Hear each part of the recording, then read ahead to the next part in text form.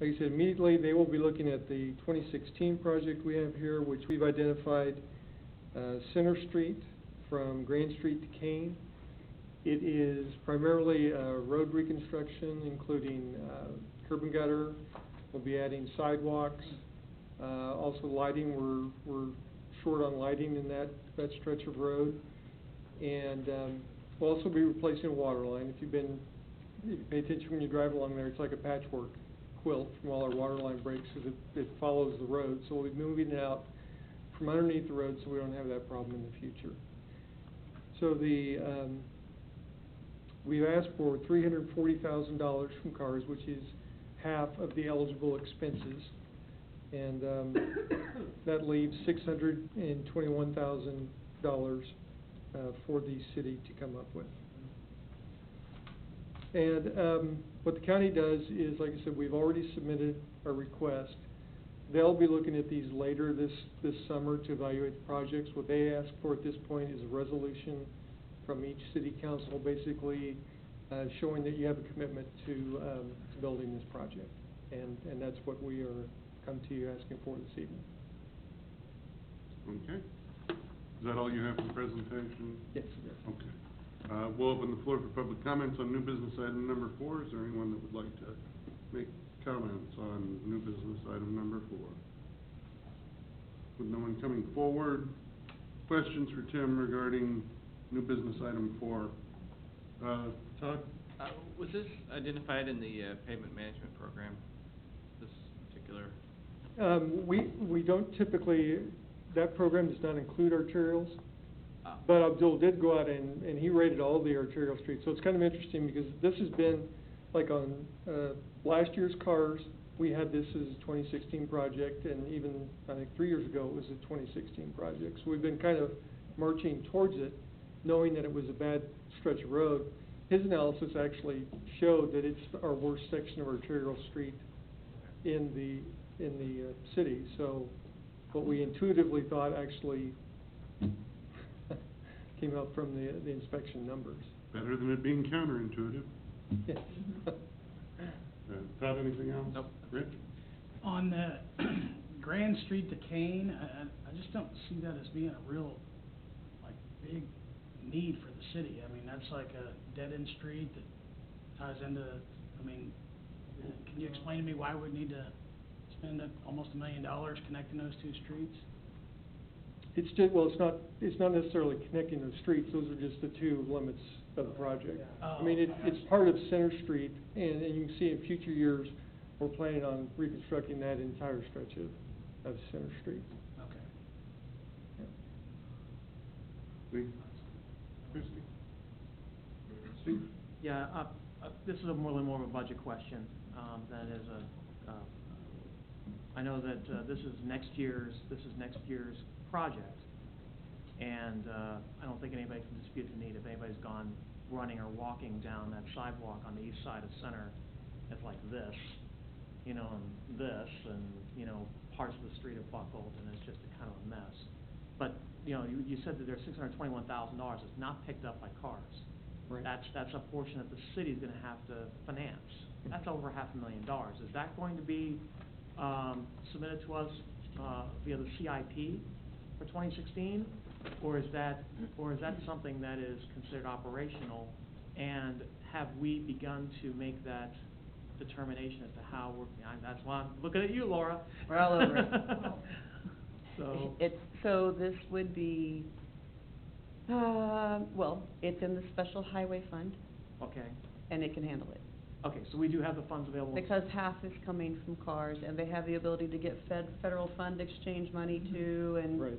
and the gas tax money goes into there. So you have several revenue sources, and we've already built this in, Okay, and it's good to go.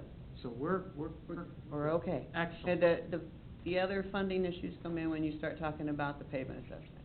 So Yeah, that we this see- is not part of that. Yeah, and that's the part that I know that we've got $500,000. We're good here.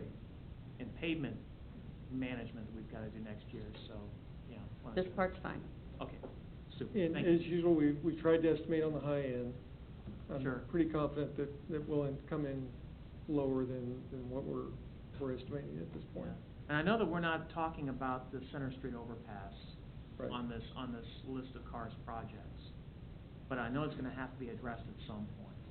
We've got a 2-lane bridge and 1 sidewalk on one side, and I know that was identified as a need by BNSF in terms of being able to widen the track at some point in the future. So, there was gonna be a reconstruction of that bridge anyway when they decided to do that. Have we thought about what might be coming down the pipe with that? That is a huge, that's a huge project. Yeah, it's not a on- huge, very expensive project. Correct. And, no, it's not even on our radar for 5 years out at this point. All right, thanks. I just had another thought. We're not talking about widening at all, are we, on the center to? No. Okay, all right. Anyone else? If nobody else does, I would entertain a motion on resolution 1921. 21? So moved. Second. Motion Winters, second Shute, that we adopt resolution number 1921, approving the 2016 through 2020 County Assistance Road System Program for road improvements within the city of Gardner, Kansas. Harrison? Yes. Melton? Yes. Moore? Yes. Shute? Yes. Winters? Yes. Resolution number 1921 passes. Okay, thanks. Thank you, Tim. New business item number 5, consider revising personnel policy manual, 2010 edition, and position and classification and pay plan for 2015. Alan, Okay. welcome back to the podium. Thank you. Pleasure to be here. So we have discussed this in the work session, and as it says there, consider revising the personnel policy manual, 2010 edition, and position and classification and pay plan for 2015. Staff recommendation, staff requests the governing body provide direction on the implementation of the pay and compensation study and the awarding of merit increases based on 2014 performance reviews. I don't know that I really need to go through the background, since I think we went through that Right. Yes. already at the work. So recommendation 1 is to adopt an ordinance revising the position and classification system and pay plan for 2015, and revise section 5-107 economic adjustments and section 5-108 of the personnel policy manual regarding merit increases. And before you is the recommendation. Took out all employees to save some wording, and said employees will, well, it should be will, or the will should be crossed out, may receive salary increase when a market adjustment is made. Wait a minute, this is, let me read it to you here. Okay. Okay, employees may receive a salary increase when a market adjustment is made to their job or to the overall pay plan structure. Economic market adjustments will be based on several factors, including but not limited to, and added in there is the employee's comp ratio, and then everything else would be the same. And then 5-108 is any merit pay increase based on performance shall be effective January 1 of the following fiscal year. Merit increases are granted based on the employee's performance evaluation. However, the performance evaluation may or may not result in a merit increase dependent upon performance and available budget resources. So if we are using the comp ratio, A, B, and C would not need to be in that policy. And providing merit increases using a comp ratio provides raises based on merit and market. The midpoint of the range is market target, as we discussed. And these actions will allow staff to award merit increases based on 2014 performance reviews retroactive to January 1st.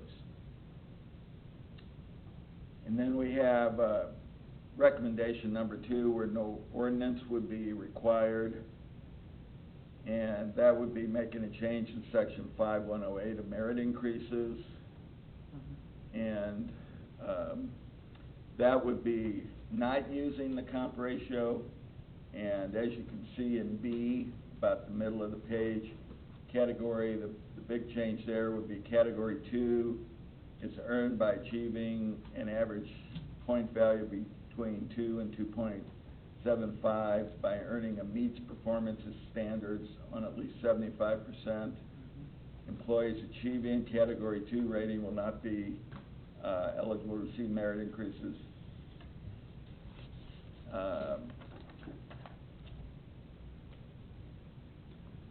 What should be, will be eligible to receive a merit increase to be added to their base salary. And the merit increase is subject to review and approval by review of the board consisting of city manager, human resources, and the employees department director. Category, and then there is no change in C. All right. So I think we discussed before that you wanted to go with recommendation 1, but with the condensed pay grades. You did?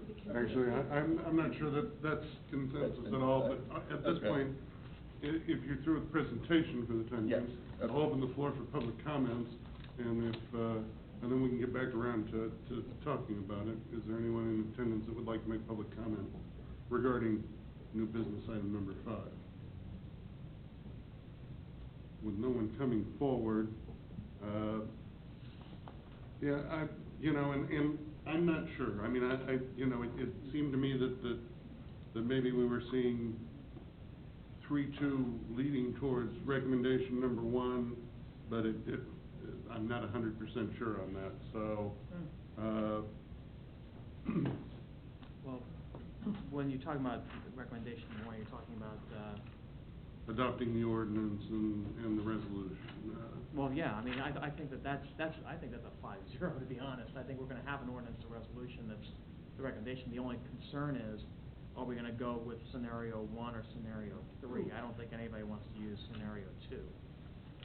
So, I mean, Okay, well then, and I'll and the- I think that the sense that I was getting from the people at the dais was, yes, we would go with recommendation number 1, but that it would be, I was thinking, the first one. Scenario 1. Yeah. I'll make my The last. comp ratio mix. I'll make my last impassioned plea for scenario 3 then, and I'll just leave it. Here's the thing.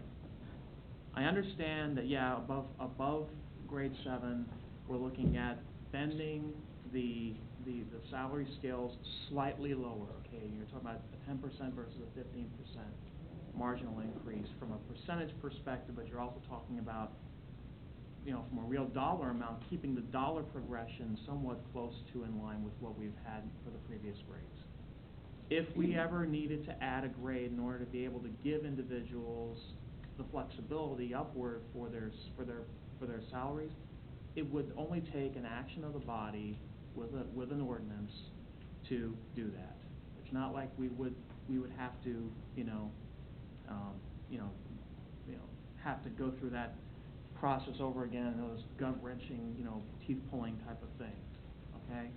So, in the interest of keeping our understand, fiscal stewardship is one of our 5 strategic goals, okay? And I also understand that we want to give individuals the upward mobility aspect, which is why I'm going to, wholeheartedly support the step laddering, because I think that's long overdue. Okay? Okay. And the next step will still work with this. But I just want to tweak those upper end, limits, understanding we're not those wealthy communities, the north and east. okay? And we won't have that kind of that top-end flexibility anyway. So why enshrine it into our pay scales?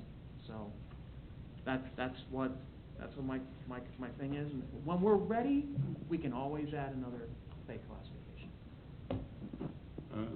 Does anybody else have questions or comments? I do have a quick question. So, what does this give us? I mean, do we have to, is there two separate actions? We need one action, and I would like Mayor to provide some clarity, if you would please allow me. Okay. The amount of money that we're talking for fiscal stewardship is about $5,000. Prior to 2 years ago, our employees went 4 years with no increases. And so when we're talking about $5,000 for employees who, prior to 2012, went 4 years with no increases, it's a small investment, because the option would be, we have a training expense, and that's quite costly, along with our advertising. So I would highly recommend that we look at adopting what our consultant has recommended to us as our option, without compressing any of those categories, because it's a $5,000 difference. And if you were to look at that over the 4 years that we've done no increase, it's a very small increase. You know, I see a lot of new employees in here, but I also see a lot of long tenured employees here, in attendance tonight. Those that are in the peanut gallery, I have a feeling that they're here specifically for this matter. Yeah, I echo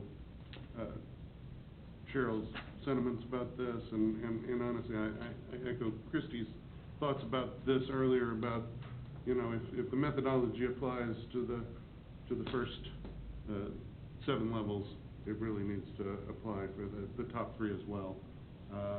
So at this point, it's a matter of, does someone want to make to adopt an ordinance number is 2484, and at the end, you just need to identify which scenario you would like to make the motion for. If we're going with option 1, it is 2 actions. You get the ordinance and then. Yes, well, I know, I'm just going one at a time. I had a little confusion on that, so. Yeah, no problem. And, yeah, so that's, if someone would like to make a motion on option, recommendation, for recommendation 1. I would, so moved. I'd like, how do I state that? Well, so moved to adopt ordinance number 2484, for scenario number 1, is that what you were saying? Yes. Okay. Second. So, motion winners, second, Harrison, that we adopt ordinance number 2484, revising the position and classification system and pay plan for 2015, utilizing scenario number 1. Harrison? Yes. Melton? Yes. Moore? Yes. Shoot? I'll have to say no, I gotta stick to my guns. Winners? Yes. Ordinance number 2484 passes. I'd entertain a motion on resolution number 1922. So moved. Second. Motion, Shoot, second, Harrison, that we adopt resolution number 1922, providing for adoption of a revision to the Personnel Policy Manual 2010 edition. Harrison? Yes. Melton? Yes. Moore? Yes. Shoot? Yes. Winchell? Yes. Resolution 1922 passes. Thank you. Very good. Alan? Thank you very much. Thank you. Okay. Last new business item, number 6. Consider the appointment of a utility director. Cheryl Harrison Lee. Mayor and Council, I am pleased to be able to ask you tonight for an approval of a utility director. We retained the service of Affion Public, who did a national search for us to look for a utility director. They shortlisted the candidates. we had an opportunity to interview 3 candidates. The process involved engaging all of the department directors. The recommendation is that we appoint Gonzo Garcia as the utility director. His resume is attached. He is an electrical engineer, as well as he holds a MBA in Tulane University and has extensive experience in electricity from generation and distribution, and I think he would be a great asset to the city and could really help our advisory board move forward on some key issues. That I recommend appointment of Mr. Garcia. Public comment regarding, the appointment of Gonzalo Garcia as the utility director. With no one coming forward, questions for Cheryl regarding the new business item number 6? Just glad we're getting someone in. Yeah, well, I'm knocked out. And you mentioned the electrical engineering and the transmission and generation, but the low-pressure natural gas, as a second kind of discipline, for like 10 years in Lima, Peru, I thought was fantastic. So, I would entertain a motion to appoint. So moved. Second. It's after 10 o'clock. We're getting there. Motion Harrison, second Shute, that we appoint Gonzalo Garcia as utility director.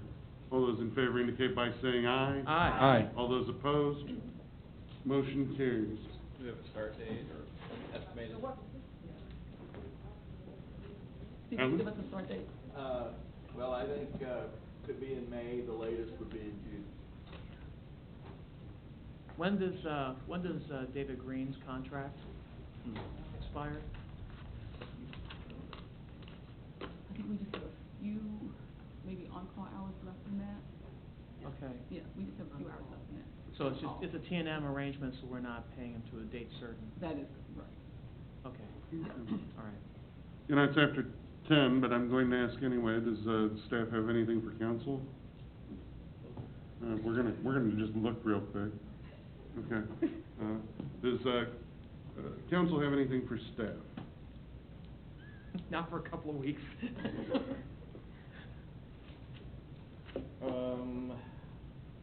Do you, Rich? Oh, I have some stuff not for staff necessarily. Well, I mean, what does, do you Yeah, have? I would- All right. I'm Here's- good. Okay. You Oh, want- outside of it. One of the things that we'd like to talk about with council, but we will poll you, is trying to have a discussion on the half-cent sales tax. And so, rather than indulge everyone tonight to try to get a date, we will poll you unless you believe that it's something that we can cover with a, session before the next council meeting. I think we probably want to poll for that.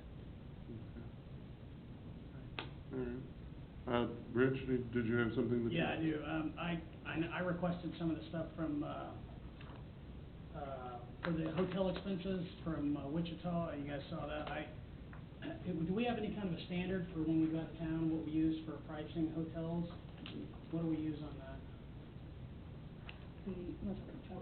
Travel policy where we have, well, that's at the, Yeah, Per diem. I know what our per diem is. Do Well, we have it okay, set? so in a nutshell, when you go to a conference, it's 99.99% of the time the cheapest to go to the hotel that's hosting the conference.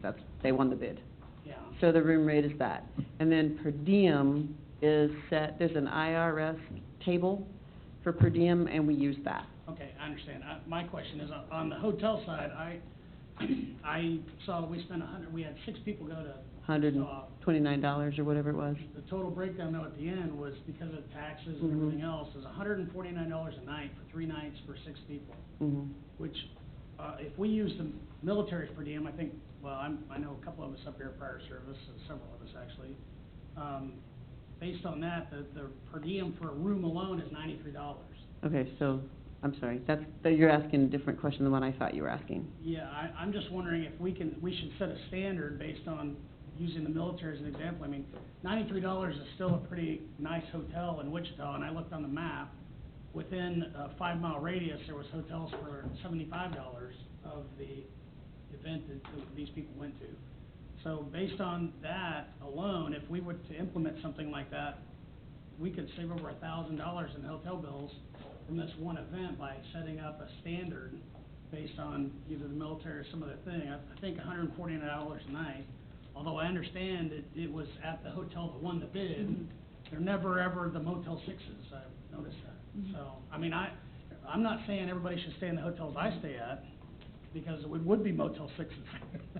I'm saying if we can look at it from a perspective of the taxpayers are paying this bill, I think it should be a little bit more relevant on what's going on. That's the first thing. On the second page here, sorry you folks, I didn't bring enough copies. I asked about the work session. Go ahead. Yeah, I was just. No, I was just gonna say, so I guess, what are we gonna do with this? This is just from the military's website. But, I mean, should we have a different, is the question, should we have a discussion to look at all this? I think so. I mean, that's my thought process, is I'm just introducing this as an idea to. Okay, so are we looking at a change to the purchasing policy? And Much like I recommended with the Buy Gardner First and, things like that, where we set up a standard saying, look, this is where we can look at this chart that's across the country and say, this is what our hotel bill is gonna, the amount we can offer. Okay, so I think that what the staff is gonna be looking for here is a consensus. Right. So that they have direction as to Sure. what they want us to bring them, or them to bring, what we want them to bring us Sure. at a future work session. So are you saying that you want to have them bring a proposal for a purchasing practice for If- travel, Right, for if example? council agrees with me on that, I mean, And- I guess I would have to know when the last Yeah. time this was looked at. I don't think that travel and hotel accommodations, it's not memorialized in the purchasing policy? It's in, No, sir. It's in the travel policy, and that's, so, So we- not trying to argue, but using your 5-mile, okay, so let me just use me for an example. Sure. I go to a conference, I stay at the hotel that it's at because I don't have any transportation after I get there. Sure. So depending on the size of the conference, you would either have to, if it's in Wichita, okay, maybe they took a city car and they take city car 5 miles. But if it's someplace else, then you'd have to be adding on travel expense to get within the radius, so. And it's all in the travel policy, right, I mean, it'd be shuttle taxi, whatever's arranged, not all conferences arrange that, so, How often is the travel policy looked at? gosh. Every year? No, heavens, no. Then I think we should look, I would agree to look at it. look at it. It's actually an administrative policy, I don't know if, frankly, and just judging on how long I've been here, I don't know that the council's ever looked at it, because it's an administrative policy, so that's entirely up to you. Yeah, but we've looked at the purchasing policy. and That- I think yeah, certainly yes, it's you a have. different policy as well. No. No, because- Well, that's no, actually- No, because of memorialized the, by because the ordinance. authority that, there. That's how it goes It's for over her. 25. The reason why cities typically look at purchasing is because usually you're addressing purchases over $25,000 or $15,000, whatever Right. central authority you give. Right. But travel is going to be below the director level. Right. Because Sure. it's not gonna be over $10,000. And then, That's why it's typically an administrative. right, Okay. I'm wondering if maybe we could bring this back as a presentation item at the beginning of the council meeting, as opposed to, because I don't think we're gonna get a whole hour's worth of work session out of this. No, I don't think No, so. no, And, bring it back as a presentation, and then we can, during council updates, we can kind of decide whether or not that's something we want to move forward with at a future council meeting. I How does don't that know that. sound for Yeah. everybody? Sounds great. So consensus of council is, We will do that. let's take a look at it and have it as a presentation in upcoming council meeting. Yeah, bring maybe one or two options that we might want Right. to think So about. the second thing here, you got an email, and basically it was where I'd asked for, at the last council update, to have something put on the agenda. I referred back to the requirements for an agenda item submission, and this is where the mayor and I kind of had a little back and forth, just to give you some background. But it was his end, I guess, Councilman Schutz's estimation based on this, that, we would do a work session in the future, but my point was that in the governing body's rules and regulations, it doesn't state that there has to be the mayor and the, president of the council has to agree on that it's gonna be work session later. It just says an item can be submitted and then be put on the next agenda. But only with the signature of a majority of individuals. That's fine, and I thought we had enough people talking about it last time, but We didn't have signatures. Well, not only didn't we have signatures, but I think that there was enough people that were interested in talking about making changes to the rules, More but more changes than just the ones that you had suggested at the time. And I know that you've submitted some, and I know the council president submitted some. Honestly, I do wanna have this as a work session, and you know, the time period elapsed, but there would still be an opportunity for other people that maybe hadn't submitted suggestions, an opportunity for them to do it. You know, then it's just a matter of finding a work session day that would be, date that would be suitable. Is there a possibility we can maybe come to a consensus on a work session date? Do we have a calendar available for that? For work session schedule? We can be polled for that. Can we poll you? I would say we probably wanna be polled in the next week or so, just to Well, get that yes, date. we Oh, wanna sure. pull you to discuss the half cent. No, yeah. As well as the As- retreat, Yeah, to talk about some of the economic development pieces, and this. yes. I had one thing that I wanted to bring up, that was brought up earlier, in this meeting. Just that, what do we need to do to make sure that from here on out, work sessions are interactive? That was my number. Yeah, I Actually, agree. that is something, when we made it so that public comments could be made after each presentation of each agenda item during the regular council meeting, that's memorialized in the governing body rules of procedure. Since we're already doing this, it would be probably ideal to do that at the same time. Here's the only concern I've got. I understand we don't wanna let work sessions get out of hand, okay? I totally get that sentiment. But I also think it's important that citizens know that they have a voice at work sessions. I felt really uncomfortable with what happened earlier this evening, you know, with not having that interaction at all. And so if we can have some time, even if it's at the beginning and at the end, you know, just for citizens to have their say, all right? And give them a specific amount of time, you know, 10 minutes or however long it is before, to give them at least a chance to talk at the beginning and at the end. I want them to weigh in on both sides, because I don't want them having to have that discussion at the beginning and then be shut out of all the discussion that happens at the dais and not be able to react to it at the end, okay? So I understand, don't just have a free-for-all in the middle, but give the members of the citizenry time at the beginning and at the end to be able to address, council. Well, then that's something that should be submitted along with the other suggested Yes. changes to the rules. I think that all work session, I think that we should start doing that, starting with with all work sessions in the future, even though it's not formally enshrined in the rules of procedure. I don't know about anybody else, but I think that. I agree. Yeah. So my final thing is, I have a letter here from the mayor where he had asked the city administrator to instruct a certain employee not to schedule a meeting with me. And I didn't know if that was standard policy, because I couldn't find it in here anywhere in the governing body's rules that says that can be done. So I understand the video we watched earlier tonight. I'm just wondering if you could tell me in public and tell the staff, is that something that is done a lot? Is that something that we can prevent from happening? Well, it's not something that I recall ever having done before. And I think that in future correspondence with me, as well as the city administrator, it became apparent that maybe there was a breakdown in communication. Now, some of us that haven't had a lot of interaction in the past are getting to know one another, and what you understand and how you understand it, and what Cheryl understands and how she understands it, and what I understand and how I understand it, can all be different things.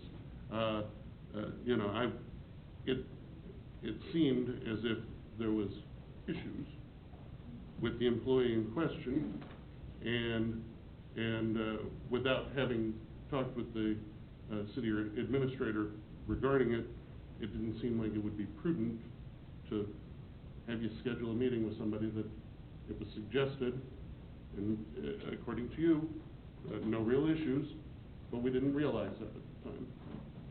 So, and that is my explanation of it, and after hearing that, I hope you understand where I'm coming from, because after hearing the presentation from Courtney Koger this evening, I don't want to put anybody in a position where they're doing something that's outside the scope of their responsibilities. Nor do I. Yeah, okay, well, and that's, at this particular point, that's all I was trying to do. Well, I appreciate that. So we're not gonna send that out anymore, then you're telling me? This was an awful, unique circumstance. I can't imagine that it's necessarily going to happen again. All righty. I'm But- fine with that. But you know, there's, But you're leaving God forbid before- anybody resigns or something, and we have to get a new council member and something happens again. I'm hoping that's not the case, we get all elected people. I'm not sure what that was about. So, anybody else have anything? I make a motion to But, no, hold on. Oh, wait, anybody else? If nobody else does, You got something. there's still time to register for the Governing Body Institute. Hopefully, everybody got some use out of the training that we got this evening, especially for new council members. I just can't recommend it enough. If you contact Jeannie, she can help arrange it, but please, I can't state strongly enough how helpful it is to get a lot of information. On top of that, Chief, I want to make sure you take this proclamation for Police Week and Police Officer Memorial Day back to the station with you. Let them know how deeply the governing body appreciates, and the citizens of Gardner appreciate what they do. And lastly, Jeannie, is this Municipal Clerk Week? Yes. Why do I have no proclamation? It's Municipal Clerk Week, everybody. Wish, Jeannie, and actually court clerks, I would imagine, probably fall into that. Deanna, anybody else that's clerking for the city, thank you so much. And that That's it? is all I have. I'd entertain a motion to adjourn. I am moving. Yes. Second. Motion, I'm gonna give it to Harrison, second more that we adjourn. All those in favor indicate by saying aye. Aye. All those opposed, we are adjourned. This might be the latest I've been. No, I mean, 10 in the morning. You wanna watch me sign this? Oh, yeah. Oh. Yeah. I'm trying to be on the up and up.